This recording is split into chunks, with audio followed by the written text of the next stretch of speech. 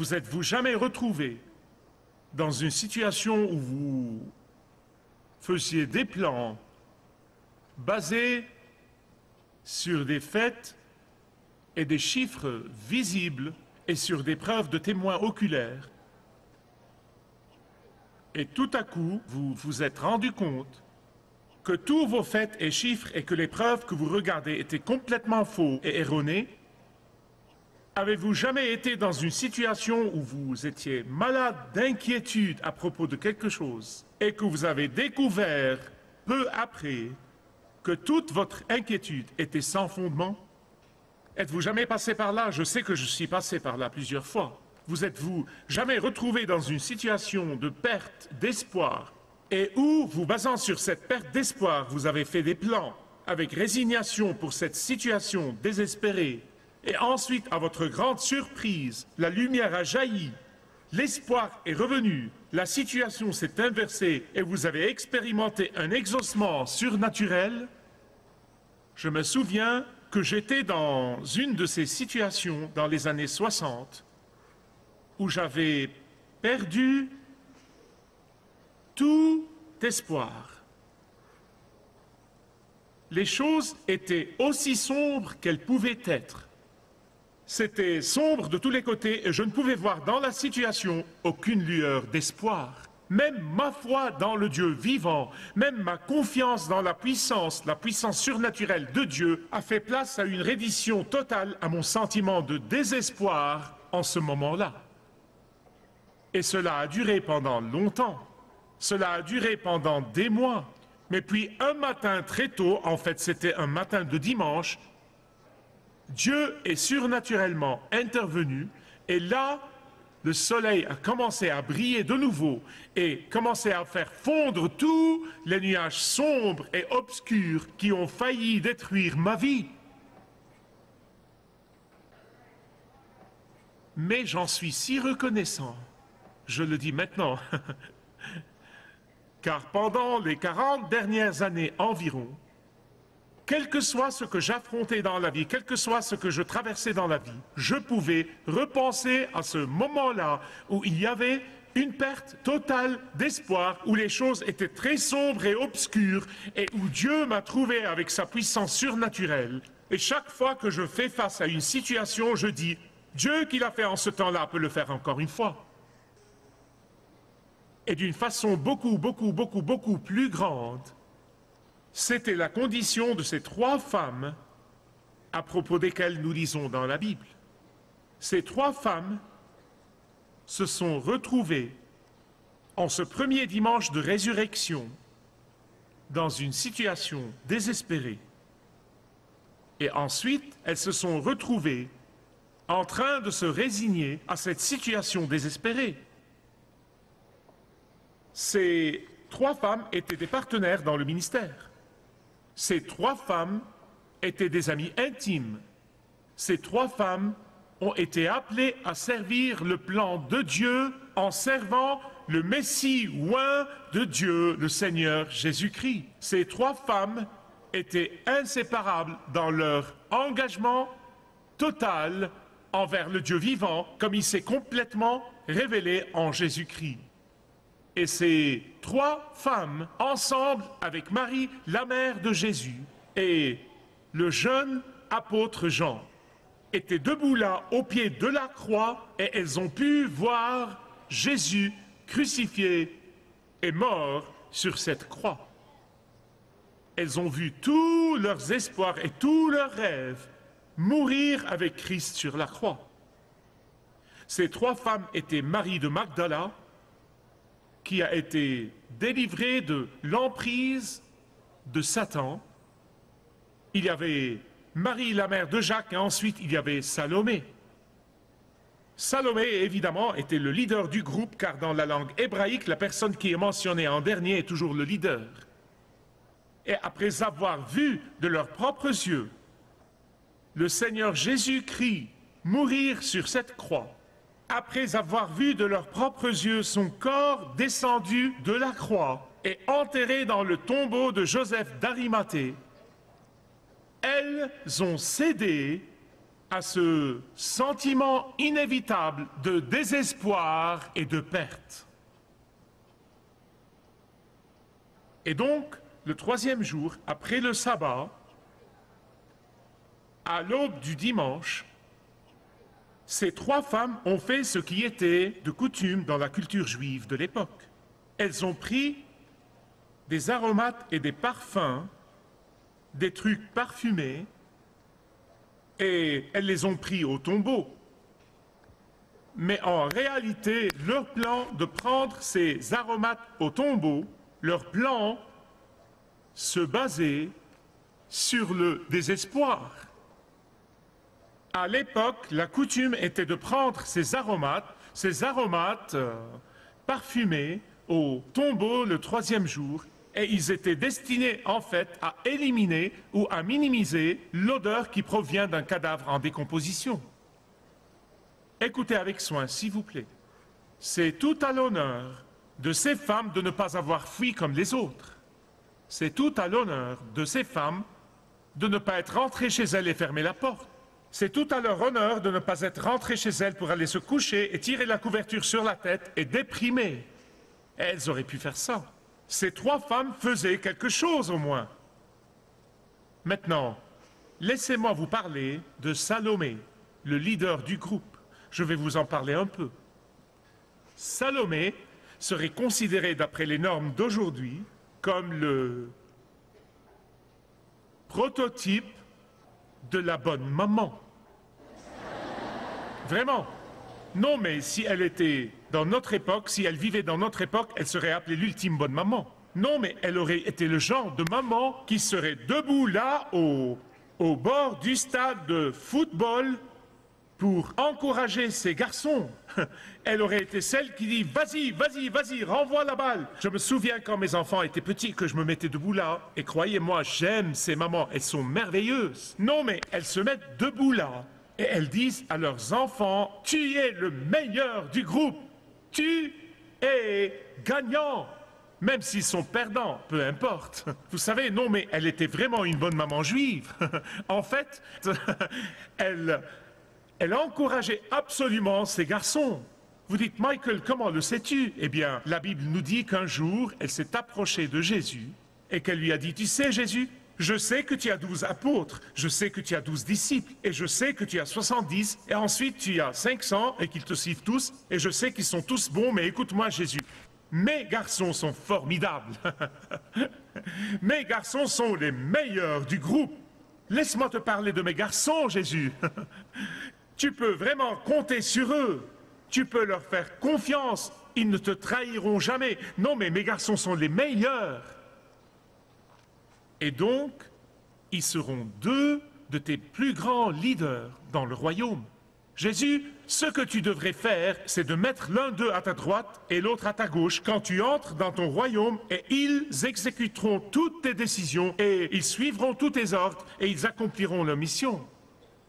Non, mais Salomé était une de ces merveilleuses mamans qui sont pleines d'espoir pour leurs enfants, leurs garçons. Elle était pleine de rêves et d'ambition pour ses garçons, et c'est merveilleux. Non, mais c'est une bonne chose à faire. Il n'y a pas de mal à ça. Nous tous avons des rêves et des aspirations et des espoirs pour nos enfants. Mais après le vendredi saint, elle aussi a perdu tous ses rêves. Elle aussi a regardé cette croix et elle a perdu tout espoir. Elle aussi était si découragée et déçue.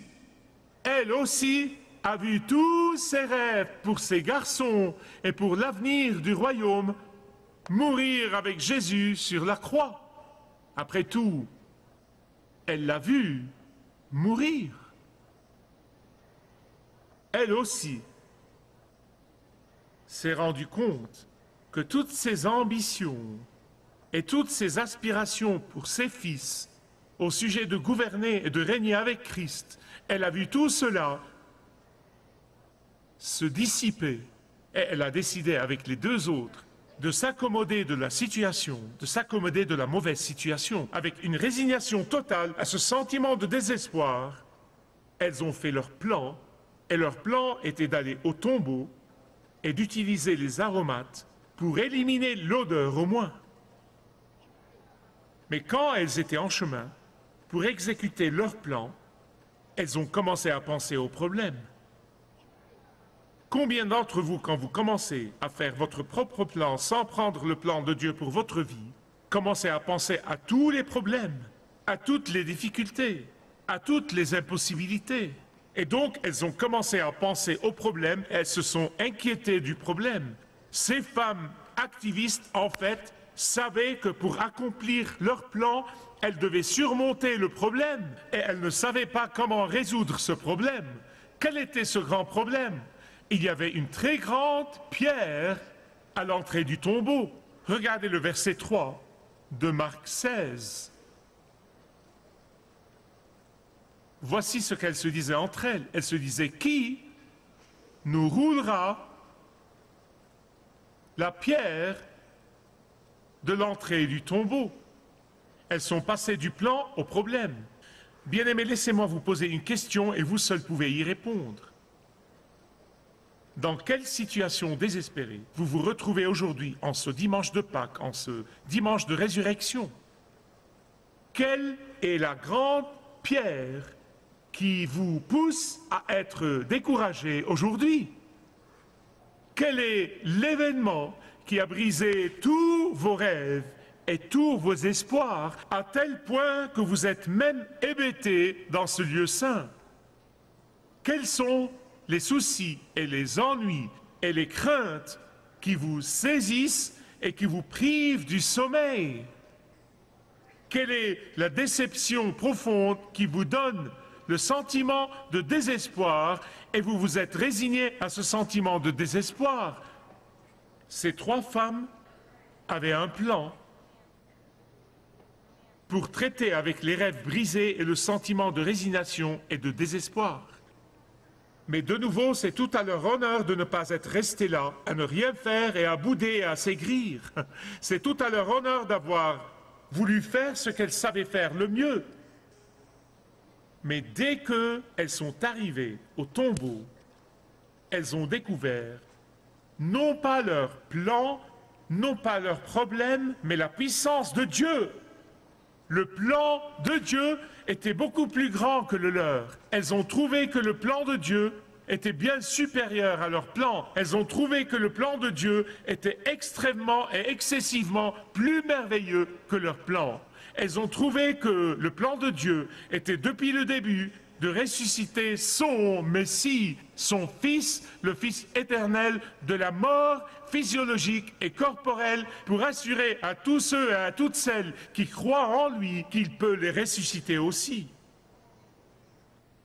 Vous savez, j'ai partagé ceci avec cette assemblée à plusieurs reprises, je le sais, mais c'était vraiment un problème. C'était un problème pour moi quand j'étais un jeune chrétien. Je me demandais toujours, vous savez, pourquoi le Dieu de gloire, qui possède en fait toutes les galaxies, y compris la planète Terre, pourquoi ce Dieu qui a créé le monde a été enterré dans un tombeau emprunté, jusqu'à ce qu'un ami pasteur m'a dit un jour, il m'a dit, écoute, il m'a dit c'était un tombeau emprunté parce que Jésus n'allait pas être là très longtemps.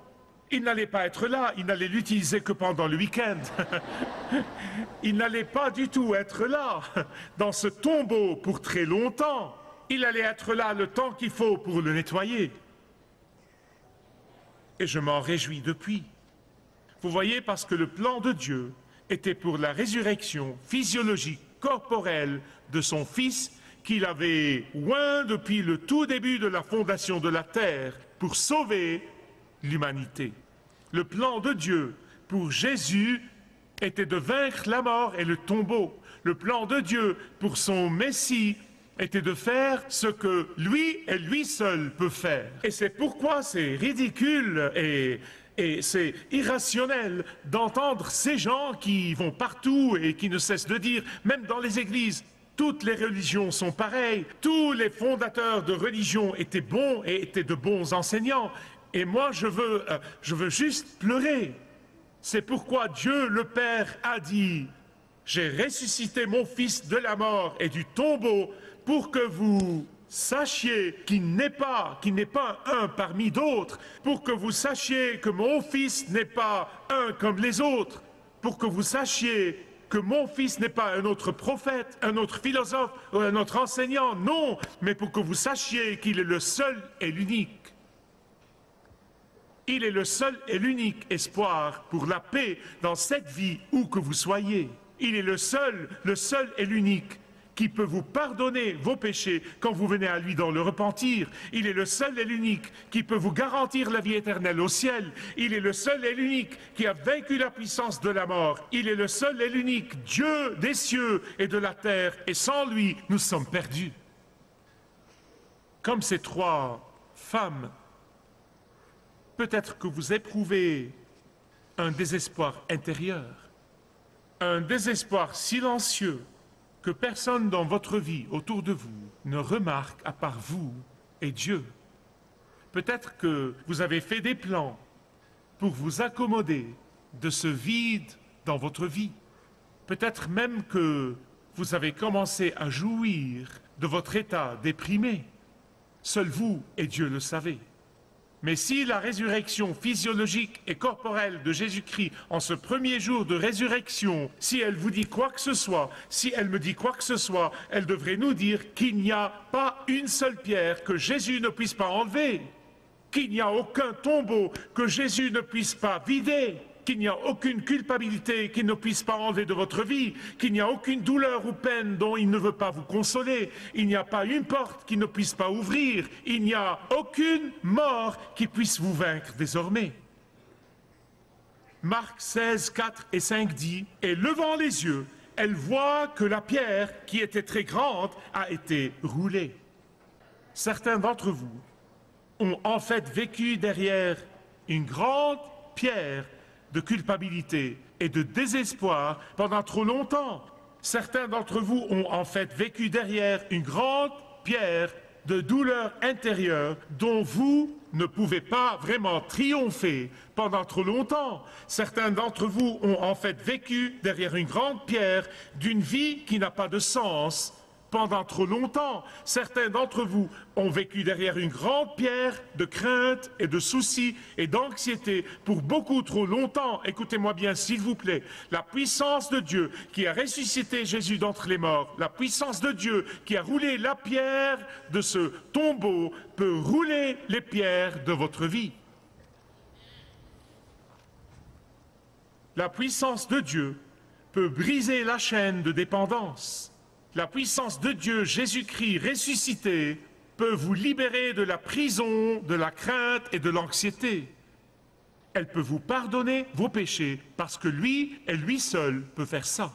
Tout ce qu'il vous demande de faire, c'est de lui ouvrir votre cœur, la porte de votre cœur et de votre vie. Répondrez-vous à son amour? Répondrez-vous à cet incroyable amour en ce dimanche de résurrection pour être assuré de votre propre victoire sur la mort? Soyez assurés de votre propre victoire sur le tombeau et soyez assurés de votre victoire sur la crainte de la mort.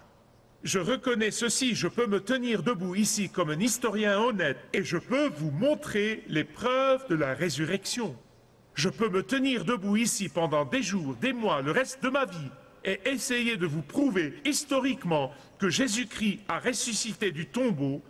Et vous savez quoi? Cela ne ferait aucune différence jusqu'à ce que vous veniez à lui personnellement et que vous expérimentiez la puissance de la résurrection. Que ce jour soit le grand jour. Si vous nous regardez dans le monde entier ou si vous êtes dans cette salle, Dieu vous parle. Vous êtes ici, vous nous regardez pour un but, parce qu'il veut que vous ressuscitiez du tombeau de votre mort spirituelle qui vous mènera à la mort éternelle. Il veut que vous ressuscitiez aujourd'hui.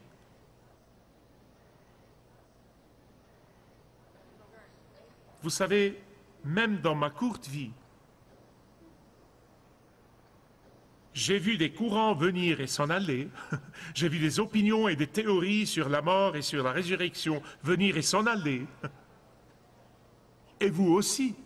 Et c'est étonnant comment, En ce temps de l'année, les médias laïcs entrent dans un délire. Non, mais c'est presque comme s'ils étaient en mission. Vous savez, mettant en doute la mort et la résurrection de Jésus. Et ce documentaire-ci et ce documentaire-là, ils sont tous fous, furieux aux alentours de ce temps de l'année. L'avez-vous remarqué? Jésus est-il mort? A-t-il vraiment ressuscité? Écoutez, le diable a essayé de semer le doute pendant 2000 ans. Pourquoi serions-nous surpris? J'ai vu les soi-disant codes secrets venir et s'en aller. Ils nous ont dit que Jésus n'est pas vraiment mort sur la croix, mais qu'il a épousé Marie de Magdala et qu'ils sont tous les deux allés en France et qu'ils ont vécu là-bas. Et puis, cette illusion s'en est allée. Mais Jésus est toujours sur le trône. Ensuite, on nous apprend la nouvelle.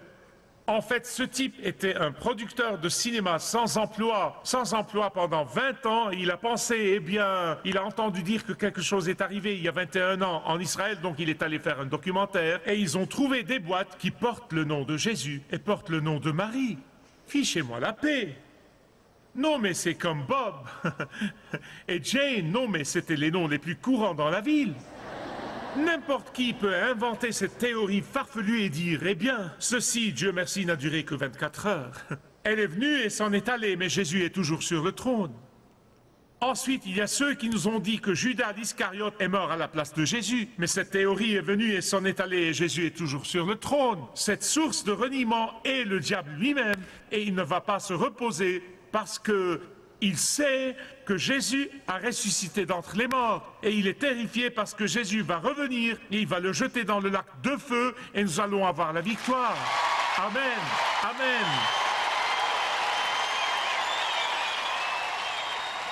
Pendant 2000 ans, les gens ont vraiment essayé d'inventer toutes sortes d'histoires et toutes sortes de théories et de spéculations.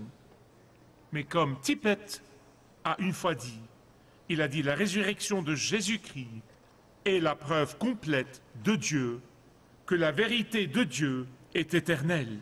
Il a dit, vous pouvez la clouer à un arbre, vous pouvez l'envelopper d'un linceul, vous pouvez l'enterrer dans un tombeau, vous pouvez l'écraser dans la terre. Mais la vérité de Dieu ne périt pas, elle ne peut pas être détruite. Et je dis Amen et de rigueur ici. Vous savez, j'ai rencontré des gens innombrables dans le monde entier, des gens qui n'ont pas grandi dans des maisons chrétiennes, des gens à qui n'ont pas été raconté l'histoire de Noël et l'histoire de la résurrection. Tant de vous, les jeunes, les prennent comme allant de soi et disent « Eh oui, parole, parole ». Certains de ces gens sont si désespérés que quand ils écoutent le message de l'Évangile, leur vie est transformée. Ce sont des hommes et des femmes changés.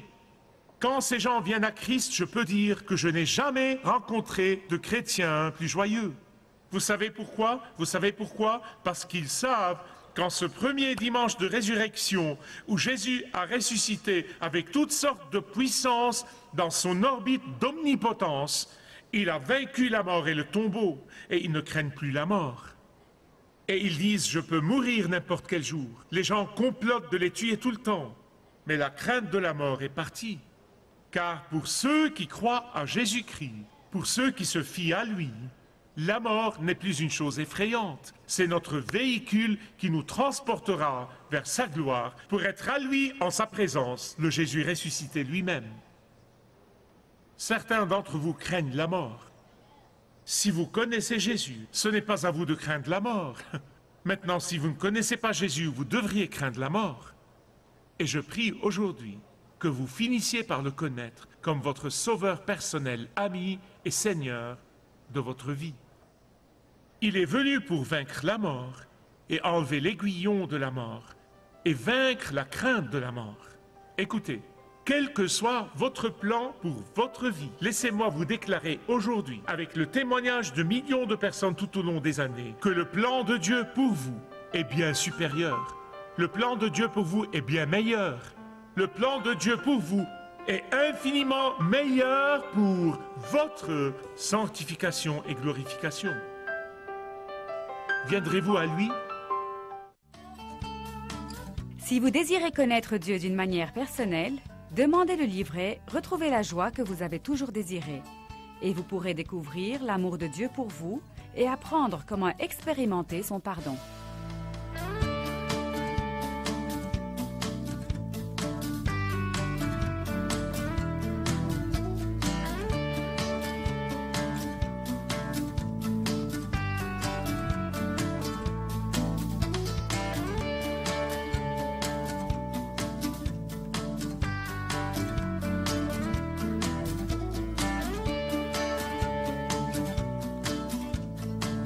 Si vous avez une relation personnelle avec Dieu et vous êtes intéressé à marcher plus intimement avec lui, demandez le livret « 7 pas sur le chemin de la foi » qui vous guidera dans une relation plus profonde avec votre Père Céleste. Demandez votre livret gratuit.